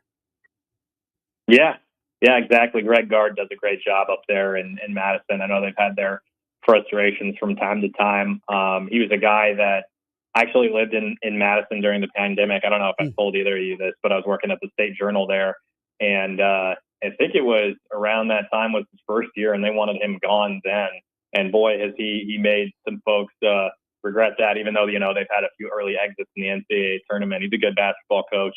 Seems like a good guy to interact with in terms of what we've been able to ask him questions in the media and stuff like that when they've been in Carver. So, Wisconsin just kind of continues to figure it out. They find some gems like Blackwell before he opted to leave for NBA or Duke, depending on what he decides to do. But that's a good program up there in Wisconsin. Let's dive a little bit deeper into the schedule. The home plays, I think the headliners, you got Darren DeVries coming back to the state of Iowa with his Indiana team. Michigan State, as we know, year in and year out, they're going to be there and going to be very solid under Izzo. But outside of that, a very winnable home slate for Iowa this year. You go through and you look at the opponents. I think overall, you're thinking, at minimum, this should be a team that can win 7 games at Carver in Big Ten play and maybe even attain for something like a 9-1 mark. I don't think is a stretch by any means of what is in front of them. Got to protect home floor, and I think that shot is going to be there for Iowa and Carver this year. Definitely. I mean, Indiana really got a pretty good portal haul again with the amount of money that they have. But again, it's about making that team greater than the sum of its parts, right? Like they had some really talented players this last year, and Iowa still went in and beat them. And just another indication that they made the right decision in getting Ben McCollum over DeVries. But it'll be interesting to see how DeVries really puts that team together. And if instead of just throwing money at the problem, they're able to make something of that squad. Michigan State's going to be tough. When and however McCollum and Iowa is able to beat them at some point in time, that'll be. I have a feeling that'll be a bit of a relief because it'll be matched. I mean, Michigan State, like what Izzo has done with that program, obviously is amongst best. He's amongst the best coaches in the country. Been at that program for a while, and for McCollum to get a win over a team like that would be really positive for his early stages of being the head coach at Iowa. So if they could even pull it off next year, man, that'd be sensational. And having a big like McKeever come in and Coleman's development will be big. And if they end up filling another spot on this roster, we'll see how that goes. But yeah, I mean, it's other than Indiana and Michigan State, at least in the strictly home games, not necessarily the home and away. And you'd be disappointed if they lost to any of Maryland, Minnesota, Oregon, Penn State, or Washington, at least in my opinion. Absolutely. Then we go the other way. And it's the road schedule. Not only are they road games, I mean, you look at these opponents that they're going to have outside of Northwestern and Rutgers, and they're still road games, which is no sure thing. The LA trip this year is they'll go back out there to UCLA and USC. Both those teams anticipated that they're going to be pretty good again this season. We saw UCLA, both of them, Bart Torvik, his preseason projections have them as top 30 teams. Then you throw in Michigan, the defending national champion, Illinois, a lot of people have as a preseason top 5 team this season. Of course, Purdue, year in and year out. That road slate, trying to find some victories in there, that becomes much more difficult. Yeah. You look at that away schedule and the way, Sean typed it up, and Illinois and Michigan are the first 2 on there, and you just kind of go, ooh. You'd like to think that this team will be a little bit more physically prepared for both of those teams this year. Like I mentioned with McKeever on the roster, you return Cam Maniau, but what does your star power look like? Are you able to have a guy that you can lean on like you could with Bennett third? That's quite the ask. So that'll be difficult with both of those games, and then obviously going on the road at Purdue. Man, I've been to West Lafayette for a game. It was, I think, Fran's second to last year, and man, that place that's the loudest basketball arena I've ever been in. Other than maybe Caitlin when she broke the all-time scoring record in Carver. I was there for when they played Ohio State in that game. That was nuts. But as far as a game that I've covered outside of Carver, that was something. But I mean, like you said, Northwestern, Rutgers, those are games you should win. At least on its face, but going out to LA is never easy, just in terms of bodies and everybody staying healthy. And both of those teams tend to be at least be pretty damn talented, if anything else. You also over at Hawkeye Insider, you listen to the podcast with Gary Dolphin sitting down with Andrew McKeever, the new 7'3" transfer coming in from St. Mary's. Give us a couple of highlights that jumped out there after you listened to what Dolph had to say with the newest Hawkeye. Yeah, one thing that Andrew said is exactly what McCollum said this offseason in terms of the need for their size. I guess it was right after that Elite Eight loss to Illinois, where it's like, we just need some size. And McKeever was like, I see that. Like, I feel like I can be their missing piece. And for him to say that outright, I think is showing up his confidence, but also just how much McCollum was able to sell that to him. The fact that Ben wanted a big that can pass, and McKeever knows that he's good at that too. I would say that sort of thing. And then McKeever coming over from a West Coast conference at St. Mary's, that's very different. It's a different type of basketball. It's a different type of opponent. So Gary asked him about the Big Ten conference and playing at this level, and McKeever is ready for the challenge, believes in the staff and their ability to prepare him for playing in the Big Ten. So those would probably be the two things that stood out the most. Were you able to listen to that at all, Trent, that interview? I have not yet. No, I got it in the it's queued up in the podcast in my Spotify, but haven't got to that one yet. Well, I texted David and Sean as I was listening to it. McKeever sounds like he's an enormous human being. Like, he sounds like one of those FBI informants where they dub their voices in an interview. It's like the deepest voice you'll ever hear in your life. So that's another thing that stood out. How's that? Yeah, absolutely. Yeah, we get the booming voice, and I do not have that problem. That is for sure. Ben McCollum, the contract extension that was announced last week, and now we get some more details of it. Goes up about $1 million a year. An extra year has been tacked on to the back end of it through 2032. Anything jump out to you when you look through the Ben McCollum contract extension?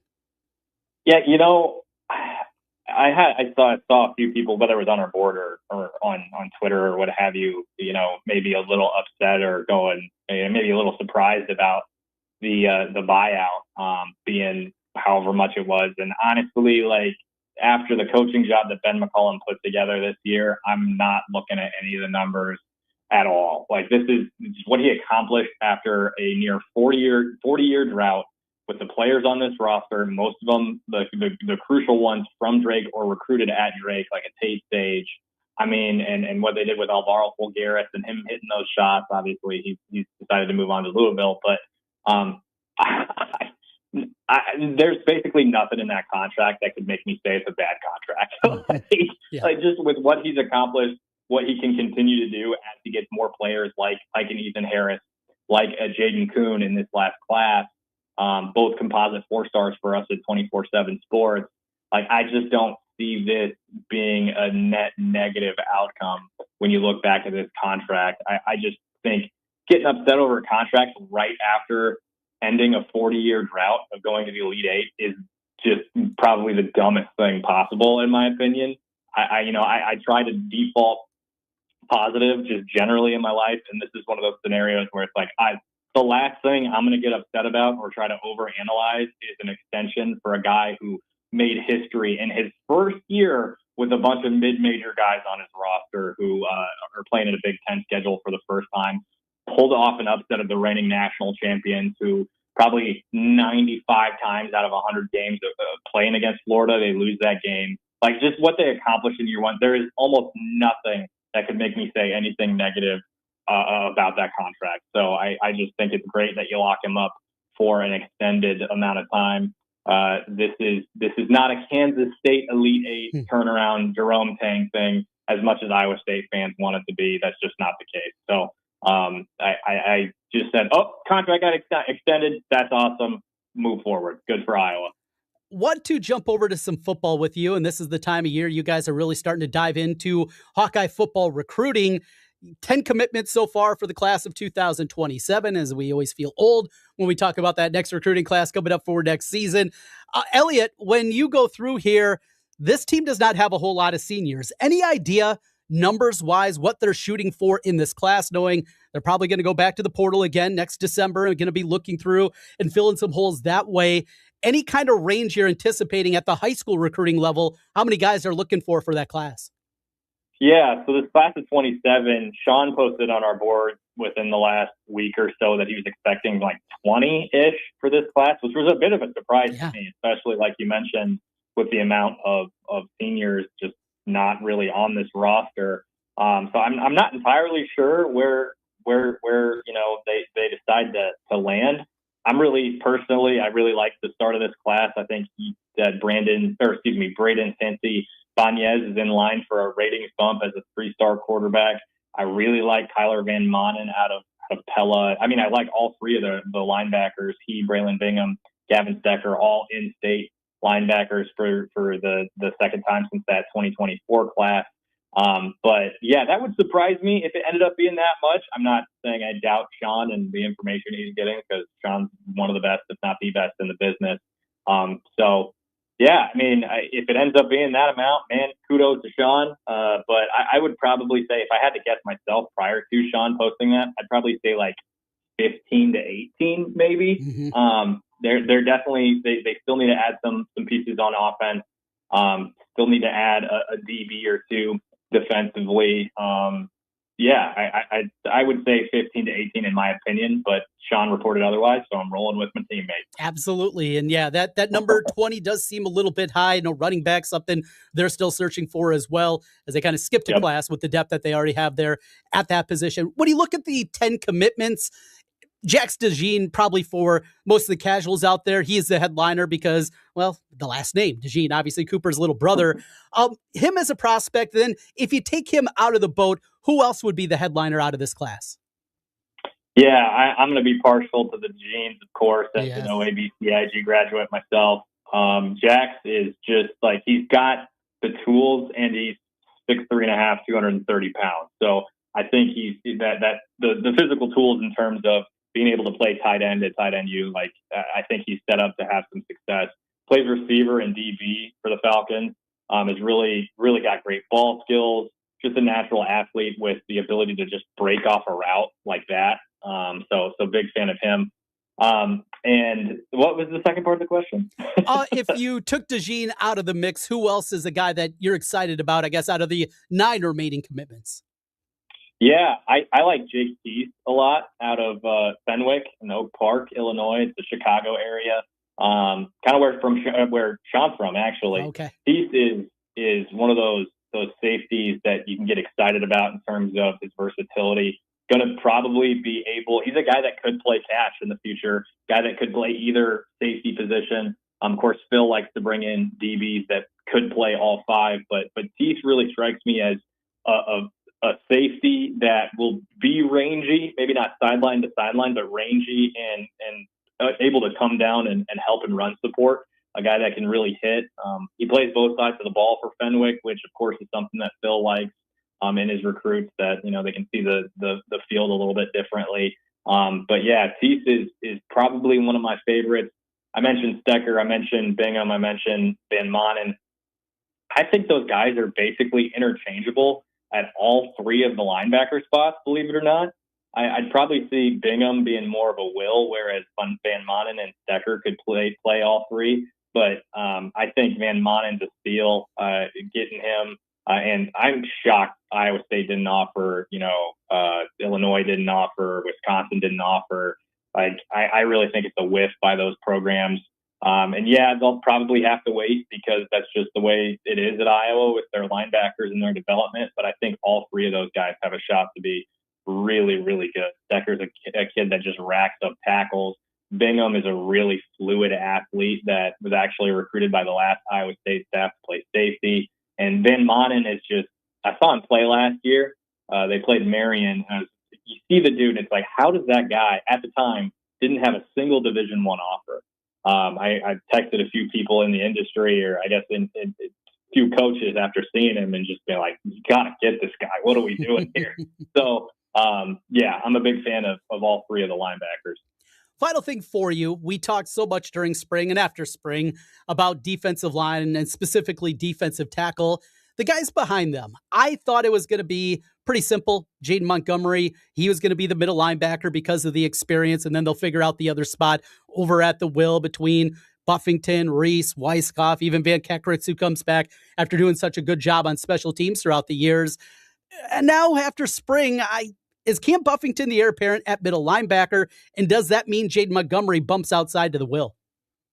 Yeah, that's the way it sounds right now. Is Buffington probably going to play the mic, whereas Montgomery moves out to the will, which, like you said, I had the same predisposition. I had the same guess that Montgomery would just stay at the mic. Buffington, I actually thought Van Kekritz would play the will this year, and then Buffington might slide in to play the Leo, or maybe even take over from Montgomery at the Mike and Montgomery moves to the Leo, something like that. They typically prefer a bigger, longer body, more fluid guy at that will spot. So pretty interesting. I have heard really positive things about the pairing of Buffington and Montgomery at that Mike and will spot, actually, believe it or not. So that'll be really interesting.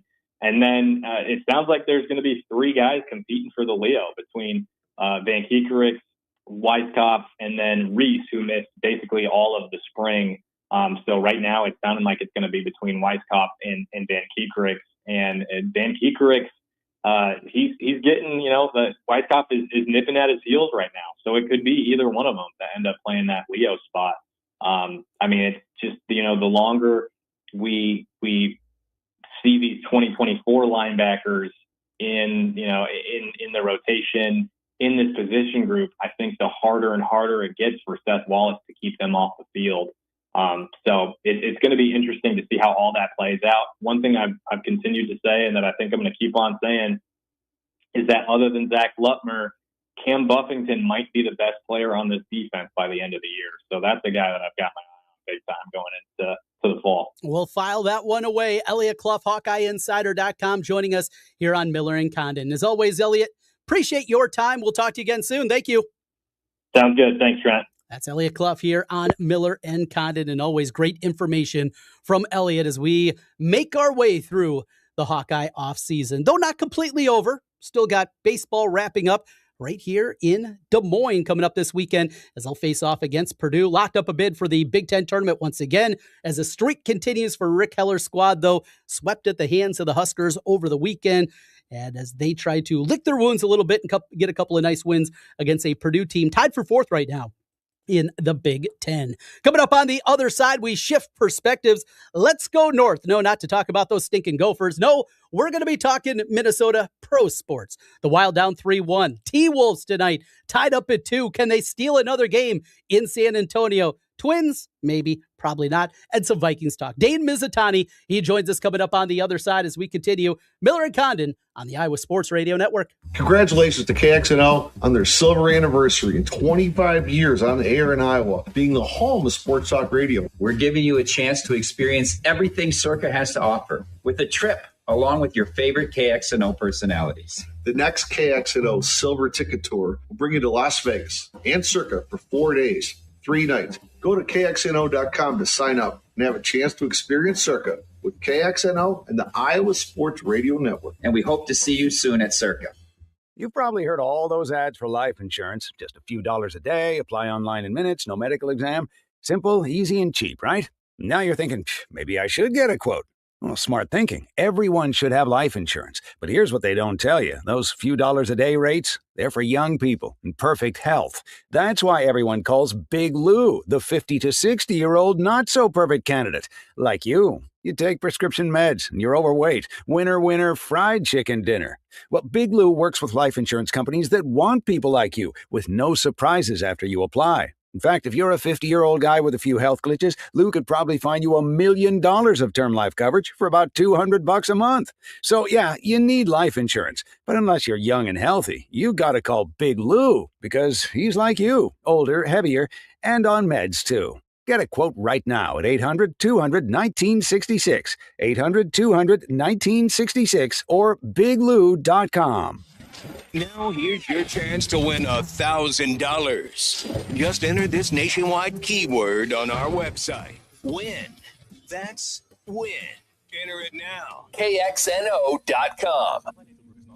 Ask yourself this question. Is it really worth holding on to that timeshare that you know you need to get rid of? Here's the truth. The average maintenance fee just went up over 17%. That could have been 117%, and there's nothing you can do about it. When you buy a timeshare, you give them a blank check for annual maintenance and assessment fees. I'm Chuck McDowell, founder of Wesley Financial Group. For 15 years, I've helped over 50,000 families cancel their timeshare. Not sell it, not transfer it, cancel it. Did you buy a timeshare because they told you it was a great investment and your maintenance fees would never go up? That's a lie. Are you ready to get rid of your timeshare once and for all? Simply call us and I'll send you our timeshare exit kit that explains all your options for cancellation. Call Wesley now for your timeshare exit kit. 800-995-2929. That's 800-995-2929. 800-995-2929.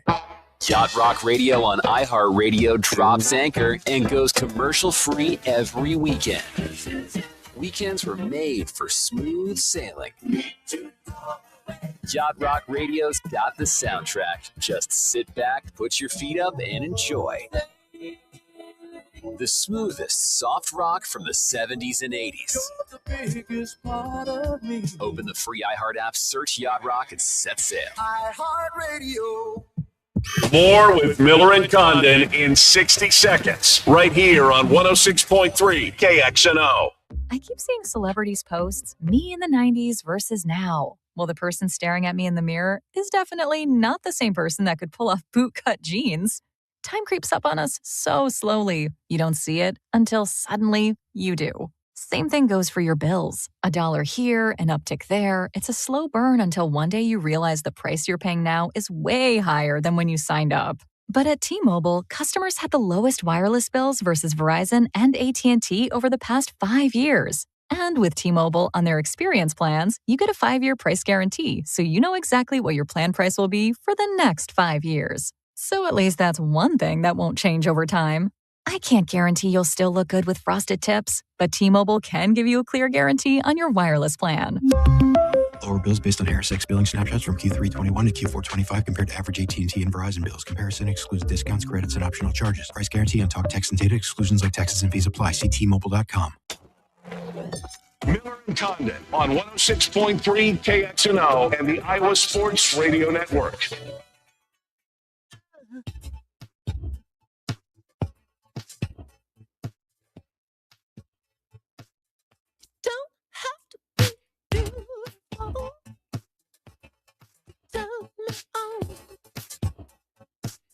Welcome back. It's Miller and Condon. That's Prince. That means it's time to talk Minnesota sports.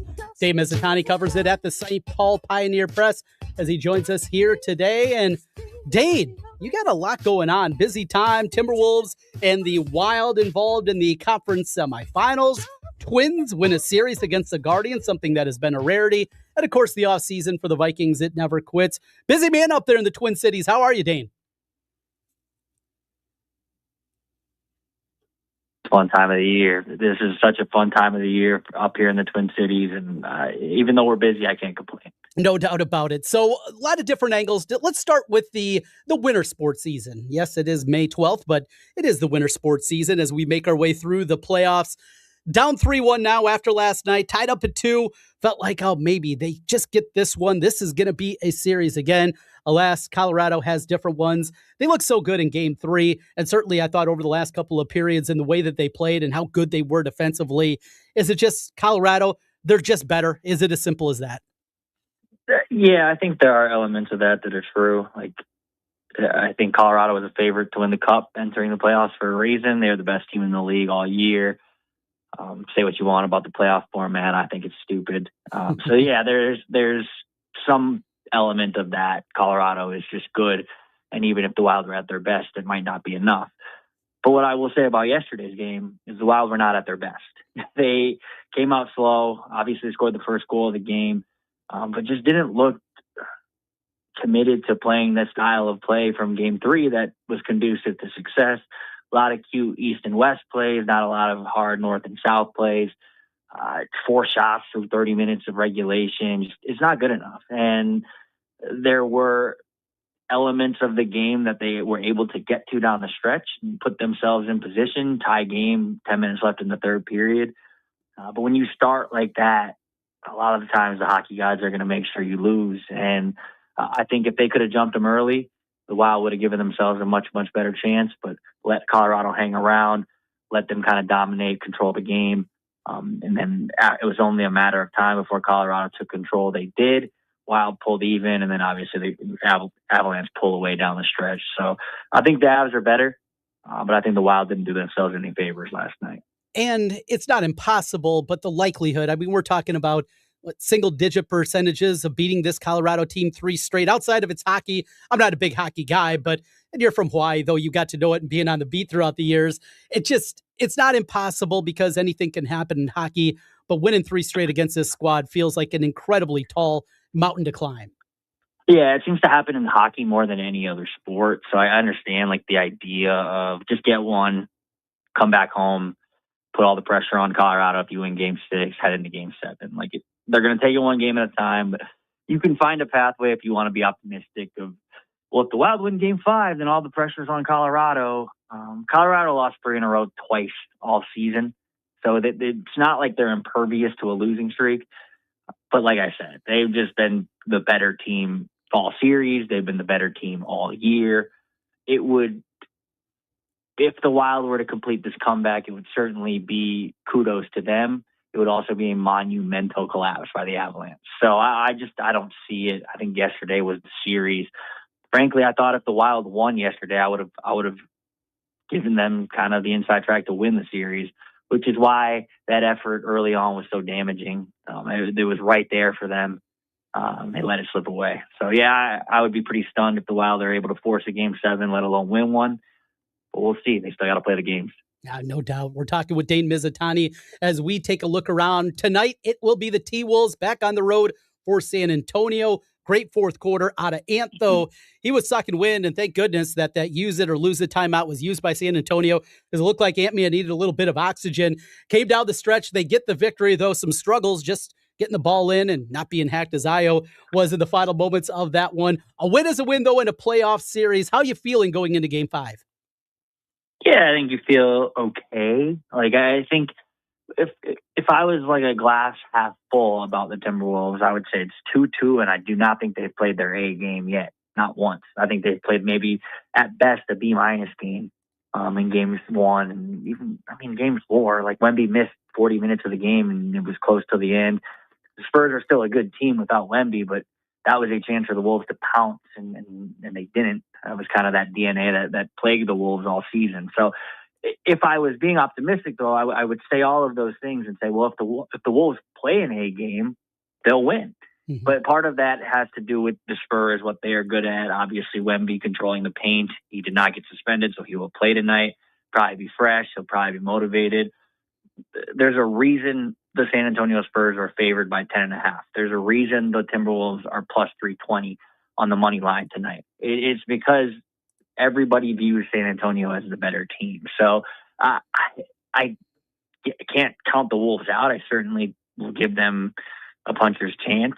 It's just a tall task on the road against a team with Wembanyama and all those athletic guards. And frankly, on the other end for the Timberwolves, it looks a lot like Anthony Edwards, sometimes Jaden McDaniels, sometimes Julius Randle, and not a whole heck of a lot else. So Ant's going to have to be outstanding tonight. He's going to need some help from Randall. He's going to need some help from McDaniels. And Rudy's going to have to take away Wembanyama. So there's a pathway for sure. The Wolves have been to the Western Conference Finals 2 years in a row for a reason. They're battle-tested. They've done this. Maybe that experience plays a role here. But the Spurs are the Spurs for a reason. They're the second best team in the West, and they seem to be ascending at the right time. No doubt about it. And that Spurs team with Wemby on the floor. So what was the discord like across Minneapolis and the Twin Cities and the state of Minnesota? Timberwolves fans in general. Wemby, after the shot, the elbow back in Game 4, no suspension. The one thing I did like, the NBA right away had that yesterday morning. Wasn't waiting around, not a whole lot of speculation about it. I'm going to anticipate, though, T-Wolves fans would have liked to see a Game 5 minus Wemby. Yeah, I mean, everybody in the Twin Cities all of a sudden is a big rule book analyst and looking at past elbows and trying to find a way to justify suspending him for Game 5. If the league did it, if they suspended Victor Wembanyama for Game 5, it would have been justifiable. That elbow was vicious. It did look like he looked where Naz Reid was, lined him up, threw it. Now he's 7'6", so I don't know if he was trying to actually elbow Reid in the head, or if Reid's head just happened to be in that part of his orbit because of the height discrepancy. If the NBA would have suspended him for Game 5, I would have understood. But the NBA was never suspending Victor Wembanyama for Game 5. in some ways, and it's not perfect, it's not exact, it shouldn't be like this, but oftentimes if a suspension is looming, they will look at kind of time served in the past. And in some ways you can say, well, he was kind of suspended for game 4 because he missed 3/4 of the game. It's not how it should work, but I think that was part of the calculus. If Victor Wembanyama threw that elbow late in the 4th quarter, I think he'd probably get suspended for game 5. But because he threw it early, because he missed that whole game, I think they said, you know what, justice was served, play on. And frankly, to me, I'm fine with that. I think the product itself, like as a fan, I'm sure people would rather play without the Spurs without Victor Wembanyama. But as a fan of the NBA, let's see Ant try to overcome Victor Wembanyama. Let's see what Victor Wembanyama try to overcome Ant. Best on best. Series is tied. Let's go. I'm okay with no suspension. But I know Timberwolves fans are a little jilted by it. No doubt about it. When you look through Terrence Shannon, he's come up with a couple of big shots. Naz Reid thought he was really good moments in game 4. After Anthony Edwards, you mentioned McDaniels and the defense you're going to get from Rudy. Who else on the road? Who do you have a feeling could step up and make this a game outside of the Stars coming up this evening? Yeah, I think it's got to be Randall. It has to be Julius Randall. In a lot of ways, he's your second best player. Like people will say, Jaden McDaniels is probably your second most valuable. He always guards the other team's best player. He's leveled up offensively, and he's always seems to level up offensively in the playoffs, Jaden McDaniels. But Julius Randle is a guy who can bully other guys on the other team. If they put Stephon Castle, if they try to put Carter Bryant on him, like Julius Randle should be able to get his, not whenever he wants, but with some sort of consistency. And with him, a lot of it has been, it just looks like he's uncomfortable forcing the issue. Just hasn't been good enough for me so far. But if Ant needs help, it's got to come from Julius, I think. And then you'll take what you can get from some of the role players, from, like you said, the Terrence Shannons, the Ayo Dosunmus, everybody else kind of on the back end of that rotation. But Ant needs help, and I think Julius has to be the one to give it to him tonight. No doubt about it, and a good 1-2 point too, because we know that can happen. Over on the Vikings side of things, the search for a GM continues. What else? Offseason scuttlebutt. What have you been working on the Vikings beat?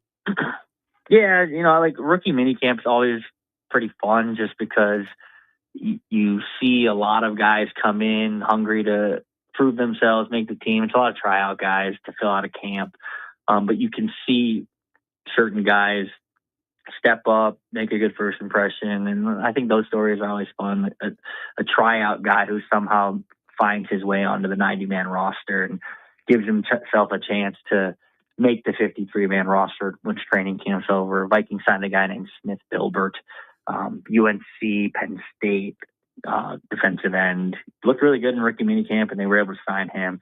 So stories like that are fun. I also, just when you're out there at TCO Performance Center in the late spring, before summer, you're just looking at some of these rookies that they've drafted, who pops, who stands out. Caleb Banks wasn't on the field, but you're just kind of, there's other guys, Dominique Orange, obviously, Iowans know him, Big Citrus. He looks fleet of foot considering he's 330.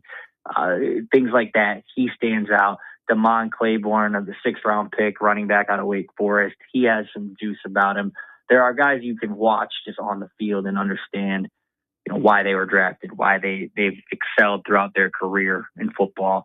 And then that's kind of been the fun part so far. So OTAs will open up, and then the discourse about Kyler Murray versus J.J. McCarthy, quarterback competition, that'll start to ramp up.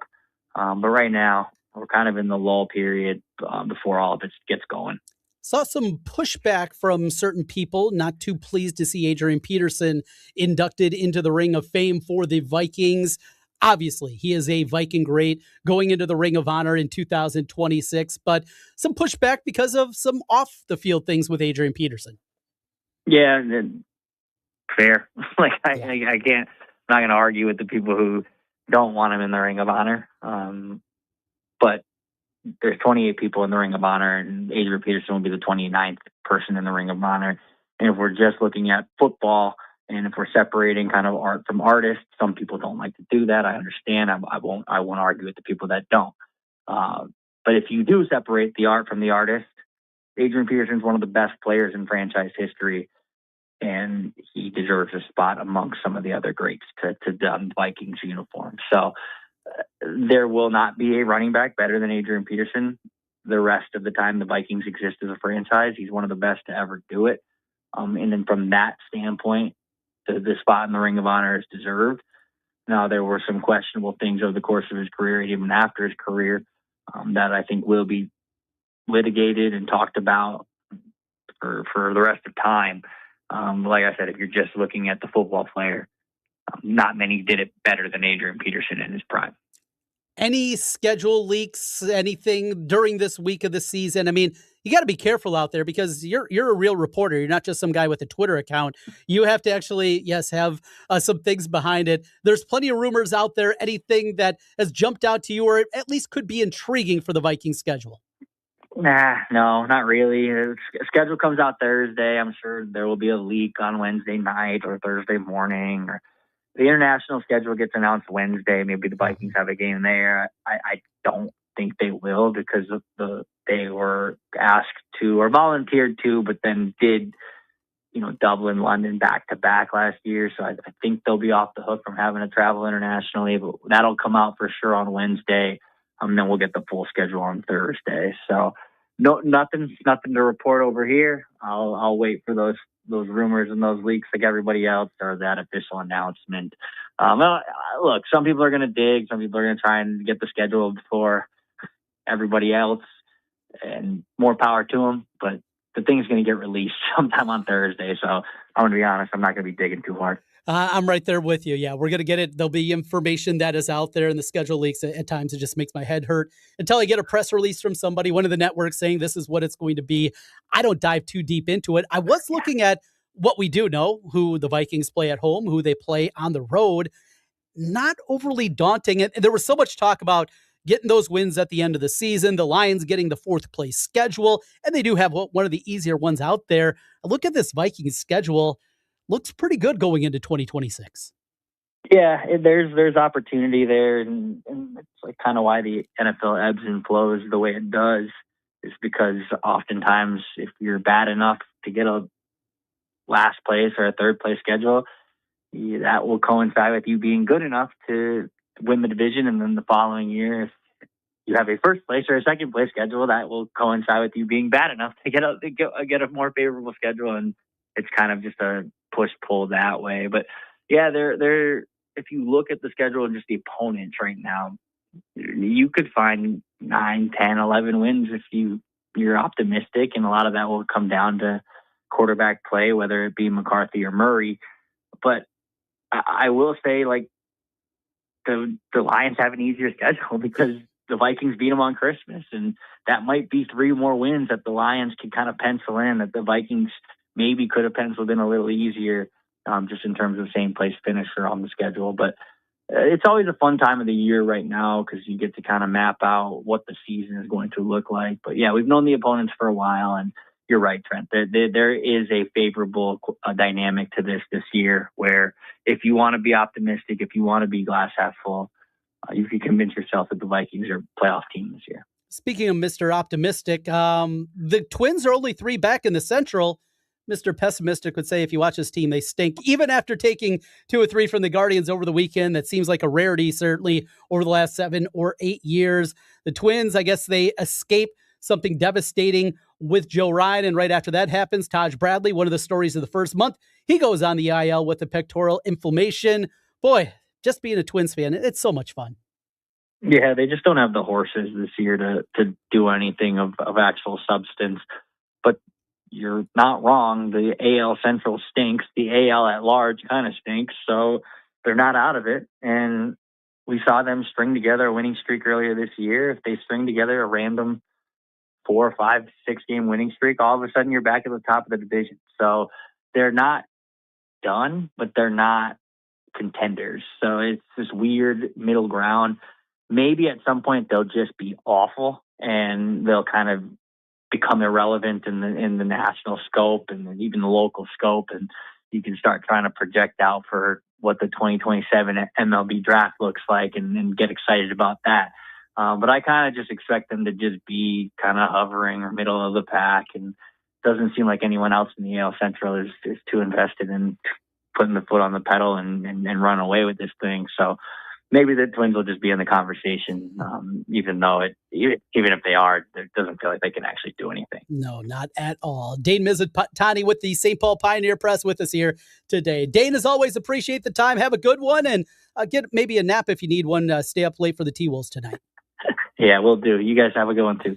Dave Mizutani, St. Paul Pioneer Press here on Miller and Condon. Quick time out, my picks of the day. They're coming up next here on Miller and Condon. Stay right there as we continue with more in a moment. This June, the Legends of Golf return to Des Moines. The 2026 Principal Charity Classic at Wakanda Club, June 10th through 14th, where legends of the game compete and every swing helps support Iowa youth. Bring the whole family. Tickets start at just $25 and kids 15 and under get in free. Get your tickets now at principalcharityclassic.com. The Principal Charity Classic, because out here, it's more than golf.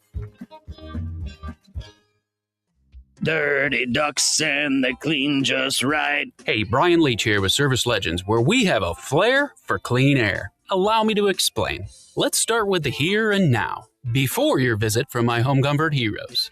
The before's a duct system full of some of the nastiest stuff that's ever been in your home. Years of pollen, pet dander, insect debris, and dust mite poop layered in your dirty ducts. And what comes after is a visit from the home comfort heroes, who have a flair for clean air. My guys and gals will spend 4 hours with your dirty ducts utilizing Service Legends' proprietary 11-step source removal process that I guarantee would pass the Marriott White Glove test. If you're inclined to experience the flair for clean air, my home comfort heroes are standing by. Call today to breathe cleaner, fresher, healthier air tomorrow. Call 515-COMFORT. We fix it right. It's free. Service Legends. As your dealer for life, the Carl Auto Group has been taking care of small companies and fleet owners the same way for over 45 years, with a handshake and a promise. Our business elite professionals are here for you as we begin 2026. See how we can help upgrade your fleet and save on a new Chevrolet, GMC, or Ram fleet vehicle. Or learn how our fleet management program can help business owners increase vehicle uptime, reduce cost per mile, or lower operating expenses. With dealerships located in Ankeny, Stewart, Glidden, Webster City, and Marshalltown, we make it easy to service your fleet. We invite you to visit carlauto.com to view our complete work truck and fleet inventory. Your dealer for life. It's the Carl way. You've put in the work to get that first job, moved up the ranks, or started a family. Now it's time to take your success to the next level. At University of Maryland Global Campus, we're here to help you keep that momentum going with educational programs built around real-world, in-demand career skills. We'll teach you how to apply emerging technologies like AI and data science, plus timeless skills like leadership, communication, critical thinking, and more. Affordable, accredited, and online. A UMGC education fits your life, so you can keep growing while you keep going. You've succeeded before. Now succeed again. At UMGC, we believe nothing should stand in the way of your next achievement. Not doubt, not your life stage, and especially not an application fee. Just apply by June 1st, and we'll waive your application fee. Learn more at umgc.edu. That's umgc.edu. Certified to operate in Virginia by Chev. Urology Center of Iowa offers a full suite of men's health services from low testosterone to managing the effects of aging. UCI is the place to go when you want to be seen like a man, not like a patient. Schedule an appointment with UCI today at iowauro.com. At the Chicken Coop, we're starting from scratch. That's right. We're dropping some new recipes along with your favorites, and they're all made from scratch.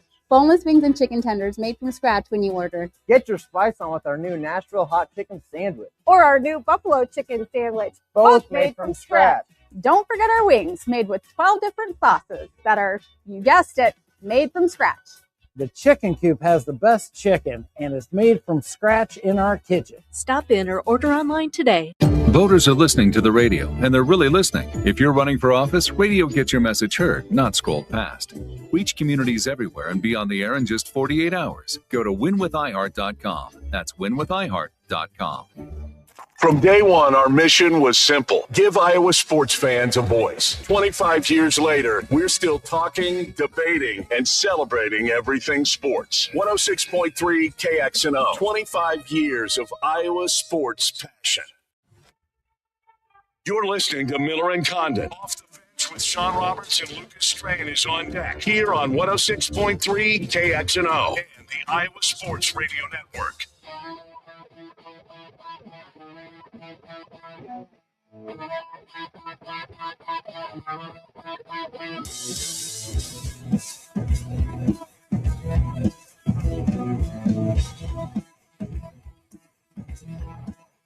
Wrapping things up here on a Tuesday, Miller and Condon on the Iowa Sports Radio Network. Ken will be back with us on Thursday, using up those vacation days. He'll be back, though, tomorrow. Nick Marovets will hang out with me for hour number 1 once again, and plenty to get into, including previewing the PGA Championship as Matt Rudy, longtime writer at Golf Digest, will join us, and we will break things down from Aronimink. I think.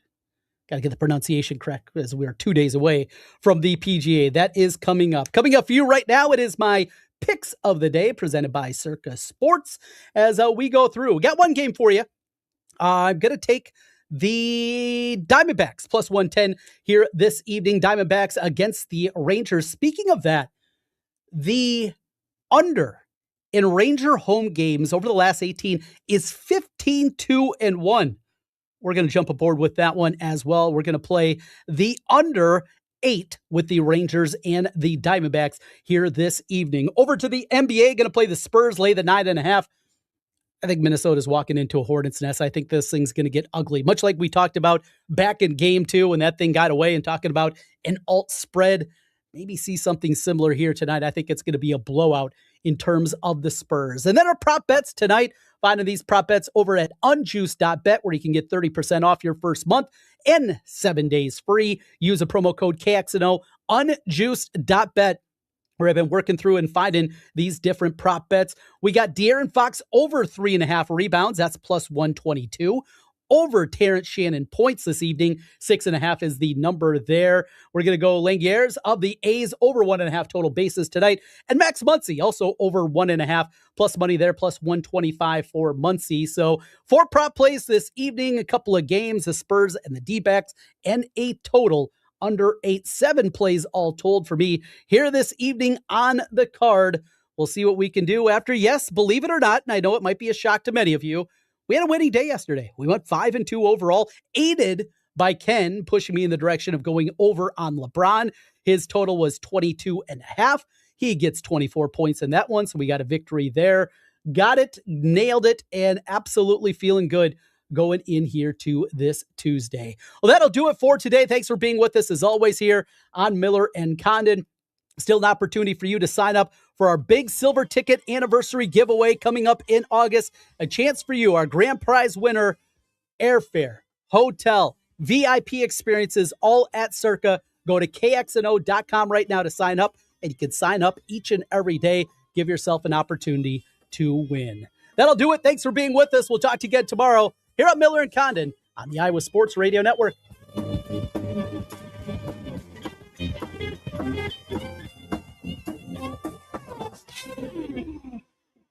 Congratulations to